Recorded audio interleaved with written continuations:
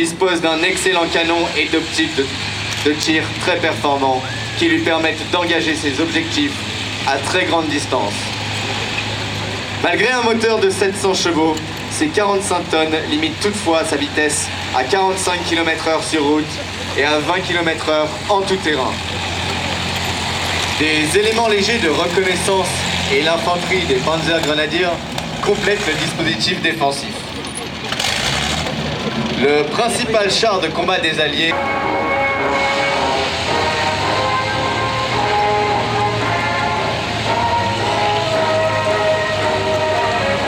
Au début du mois d'octobre, le maréchal des logis Émile Lalinde, du 5e régiment de chasseurs d'Afrique, écrit à ses parents.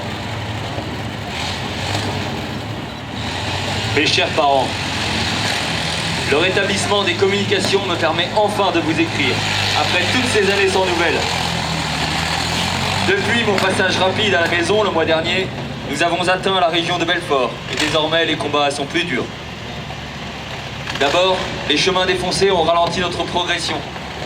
Puis des mines, partout, nous ont obligés à attendre, à découvert que les camarades du 88e génie ouvrent l'itinéraire.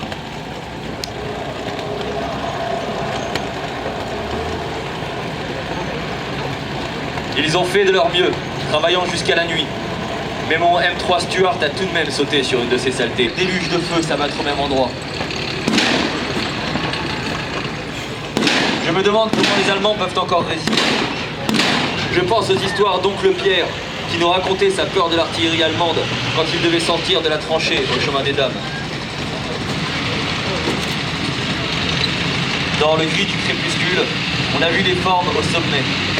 Et puis, à la radio du capitaine, on a appris que les gars du 1er Zouave ont réussi à s'emparer de la colline. Le peloton s'est redéployé pour couvrir l'infanterie. Et on a soudain entendu le chef Mauge qui pestait à la radio. Il venait d'embourber son char dans les poudrières. Dans d'autres circonstances, on en aurait bien ri. Mais là, on redoutait qu'il ne puisse plus manœuvrer en cas de contre-attaque des Allemands. Elle est arrivée le lendemain, très violente, appuyée elle aussi par l'artillerie. Nous nous sommes redéployés pour les contenir, mais leur infanterie beaucoup plus nombreuse a commencé à s'infiltrer. Il nous a fallu 2 jours pour les repousser complètement. Et heureusement que le 68e d'artillerie a donné tout ce qu'il avait. Nous allons bientôt pouvoir descendre de l'autre côté des crêtes et libérer l'Alsace. Je vous embrasse bien fort.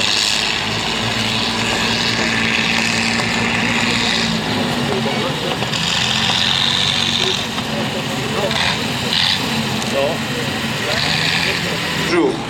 La première division blindée polonaise fait face aux vagues successives des unités allemandes en retraite. Ils résistent aux assauts les plus furieux. Ce sont aujourd'hui des équipages de chars de la 10e brigade de cavalerie blindée polonaise, héritière de la première division polonaise, qui arment les 2 Sherman qui se présentent devant vous sous vos applaudissements.